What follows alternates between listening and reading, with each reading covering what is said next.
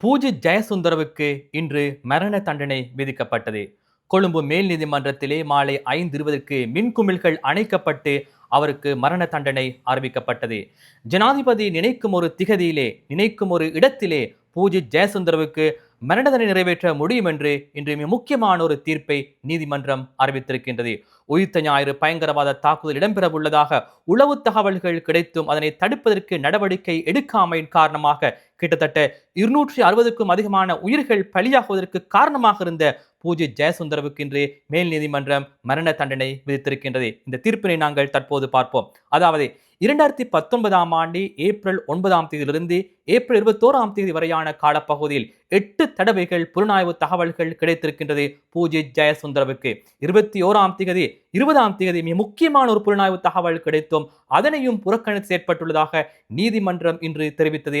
அதன் அடிப்படையில் பூஜித் ஜெயசுந்தர கடமைகளை புறக்கணித்து செயற்பட்டுள்ளதாக நீதிமன்றம் இன்று தீர்மானித்தது. இந்த தீர்ப்பினை நாங்கள் தற்போது பார்ப்போம். அதாவது உயிர்த்த ஞாயிறு பயங்கரவாத தாக்குதல் தொடர்பிலான புலனாய்வு தகவல்கள் கிடைத்தும் அதனை தடுப்பதற்கு நடவடிக்கை எடுக்காமை, கடமையை புறக்கணித்தமை மற்றும் மனித கொலைகளுக்கு உடந்தையாக செய்யப்பட்ட குற்றச்சாட்டுகளின் கீழ் பூஜித் ஜெயசுந்தர குற்றவாளியாக அடையாளப்படுத்தப்பட்டுதான் இன்று மரண தண்டனை விதிக்கப்பட்டது. கொழும்பு மூவரடங்கிய மேல் நீதிமன்ற நீதிபதிகள் குழாத்தினால் பெரும்பான்மை நீதிபதிகள் இந்த மரண தண்டனையை விதித்தார்கள். அதாவது இந்த நீதிபதிகள் குழாத்திலே 3 நீதிபதிகள் இருந்தார்கள். அவர்களே 2 நீதிபதிகள் பூஜித் ஜெயசுந்தரவுக்கு மரண தண்டனை வழங்க வேண்டும் என்று தீர்ப்பளித்து அவர்கள் மரண தண்டனையை அறிவித்தார்கள்.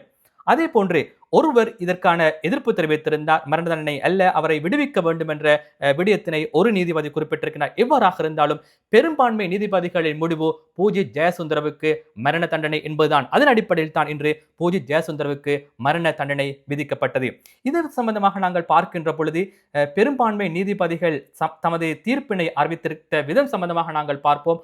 அவர்கள் தங்களுடைய தீர்ப்பிலே மிக முக்கியமான சில விடயங்களை குறிப்பிட்டிருக்கின்றார்கள். அதாவது உயிர்த்த ஞாயிறு பயங்கரவாத தாக்குதல் நடத்தப்பட உள்ளதாக முன்கூட்டிய உளவு தகவல்கள் கிடைத்தும் அது தொடர்பில் எவ்வித நடவடிக்கையும் எடுக்காதே கடமையை புறக்கணித்தமையின் காரணமாக 268 உயிர்கள் பலியாகியுள்ளதுடன் மேலும் 586 பேர் காயமடைந்திருக்கின்றார்கள். குறிப்பிட்ட காலத்தில் நாட்டின் பொலிஸ்மா அதிபராக பூஜித் ஜெயசுந்தரவே செயற்பட்டிருக்கின்றார். பிரஜைகளை பாதுகாக்கும் மற்றும் பொது பாதுகாப்பை உறுதிப்படுத்தும் பொறுப்பு அவரிடமே வழங்கப்பட்டிருந்தது. எனினும் 2019ஆம் ஆண்டு ஏப்ரல் மாதம் 20ஆம் தேதி மாலை அன்றைய அரசு புலனாய்வு சேவையின் பணிப்பாளர் நிலந்த ஜெயவர்தனினால் ஈஸ்டர் தினத்தன்று கொழும்பு மற்றும் அதனை சூழ உள்ள பகுதிகளில் அமைந்துள்ள கத்தோலிக்க தேவாலயங்களிலும் சுற்றுலா ஹோட்டல் மீதும் தற்கொலை தாக்குதல் நடத்தப்பட உள்ளதாக உளவுத்துறை தகவல்கள் கிடைத்துள்ளதாக குறிப்பிட்ட போதும் பூஜித் ஜெயசுந்தர அது தொடர்பில் நடவடிக்கை எடுக்கவில்லை. அதாவது 2019ஆம் ஆண்டு ஏப்ரல் 20ஆம் தேதி உளவு சேவையின் பணிப்பாளர் நிலந்த தேவர்தன இவருடன் தொடர்பு கொண்டு குறிப்பிட்டிருக்கின்றார்.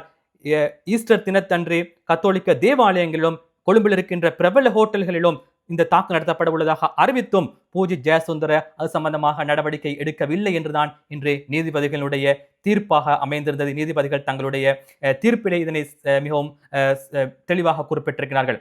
அந்த நிலைமைகளை தடுப்பதற்கு அவர் எவ்வித நடவடிக்கையும் எடுக்கவில்லை. குற்றங்களை தடுப்பதற்காக அரசியல் நியமிக்கப்பட்ட அதிகாரி என்ற ரீதியில் அவர் தனது பொறுப்புகளை புறக்கணித்து செயற்பட்டிருக்கின்றார். அதன்படி பிரதிவாதி இழைத்துள்ள குற்றத்தின் தன்மையை கருத்தில் கொண்டு அவருக்கு மரண தண்டனை விதிப்பதாக பெரும்பான்மை நீதிபதிகள் குழாம் இன்று அறிவித்தது. அதாவது பெரும்பான்மை நீதிபதிகள் குழாத்தில் இருக்கின்ற 2 நீதிபதிகள் இந்த தீர்ப்பினை அறிவித்திருக்கின்றார்கள். அதே போன்று அந்த 3 நீதிபதிகளில் ஒரு நீதிபதி இந்த தீர்ப்புக்கு சற்று வித்தியாசமான தீர்ப்பினை வழங்கியிருந்தார். அதாவது நீதிபதி விராஜ் வீரசூரிய இந்த தீர்ப்பினை அறிவித்திருக்கின்றார். அவருடைய தீர்ப்பிலே குறிப்பிடுகின்றார், முறைப்பாட்டாளரால் சுமத்தப்பட்டுள்ள குற்றச்சாட்டுகள் நியாயமான சந்தேகங்களுக்கு அப்பால் நிரூபிக்கப்படவில்லை என்று நீதிபதி விராஜ் வீரசூரிய குறிப்பிட்டிருக்கின்றார். ஆகவே அவரை குற்றச்சாட்டுகளிலிருந்து விடுவித்து விடுதலை செய்வதாக அவர் குறிப்பிட்டிருக்கின்றார். எவ்வாறாயினும் பெரும்பான்மை நீதிபதிகளின் தீர்ப்பு 3 பேரை கொண்ட நீதிபதிகள் குழாத்திலே 2 நீதிபதிகளின் தீர்ப்பு பூஜித் ஜெயசுந்தரவுக்கு மரண தண்டனை நிறைவேற்ற வேண்டும் என்பதுதான். கிட்டத்தட்ட 2 மணித்தியாலங்கள் இந்த தீர்ப்பு நீதிமன்றத்தில் அறிவிக்கப்பட்டது. அனைவரும் எதிர்பார்த்திருந்த ஒரு தீர்ப்பாக இந்த தீர்ப்பு அமைந்திருந்தது. இதிலே ஊடகவியலாளர்கள் காத்திருந்தார்கள். 2 மணித்தியாலத்துக்கும் அதிக நேரம் நீதிமன்றத்தில் இவருடைய தீர்ப்பு 2 மணித்தியாலத்துக்கும் அதிக நேரம் அறிவிக்கப்பட்டது, வாசிக்கப்பட்டது. இறுதியிலே இந்த நீதிபதிகள் குழாத்தினுடைய தலைவர் தன்னுடைய தீர்ப்பினை அறிவித்தார். அதாவது நீதிபதி பிரியந்த லியனகே இந்த நீதிபதிகள் குழாத்திலே தலைவராக இருக்கின்றார். அவர் தன்னுடைய தீர்ப்பினை அறிவித்தார்.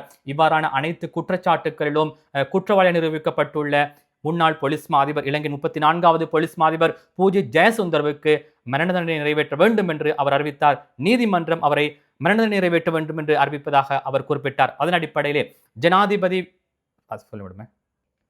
இறுதியாக நீதிபதிகள் குழாத்தினுடைய தலைவர் நீதிபதி பிரியந்த லியனகே இந்த நீதிமன்றத்தினுடைய தீர்ப்பினை அறிவித்தார். அதன்போது மாலை 5:20 மேல் நீதிமன்றத்திலே மின் குமிழ்கள் அணைக்கப்பட்டன. மின் குமிழ்களை அணைத்துவிட்டு நீதிபதி தன்னுடைய இறுதி தீர்ப்பை அறிவித்தார். இறுதி தீர்ப்பு ஈஸ்டர் குண்டு தாக்குதல் நடத்தப்பட உள்ளதாக உளவுத்துறை தகவல்கள் கிடைத்தும் அதனை தடுப்பதற்கு நடவடிக்கை எடுக்காமை, கடமையை புறக்கணித்தமை மற்றும் மனித படுகொலைகளுக்கு உடந்தையாக இருந்தமை ஆகிய குற்றச்சாட்டுகளின் குற்றவாளியாக காணப்பட்ட முன்னாள் போலீஸ் மா அதிபர் பூஜித் ஜெயசுந்தரவுக்கு மரண தண்டனை விதிப்பதாக நீதிமன்றம் இன்று அறிவித்தது. ஜனாதிபதி விரும்புகின்ற ஒரு தினத்திலே விரும்புகின்ற இடத்தில் பூஜித் ஜெயசுந்தரவுக்கு மரண தண்டனை நிறைவேற்ற முடியும் என்று நீதிமன்றம் இன்று அறிவித்திருக்கின்றது. இது மிக முக்கியமான ஒரு தீர்ப்பாக அமைகின்றது. இலங்கையில் மாத்திரமல்ல, சர்வதேசத்தின் கவனத்தை ஈர்த்துள்ள ஒரு தீர்ப்பாக அமைகின்றது. இலங்கையின் 34வது போலீஸ் மா அதிபருக்கு இன்று மரண தண்டனை விதிக்கப்பட்டிருக்கின்றது.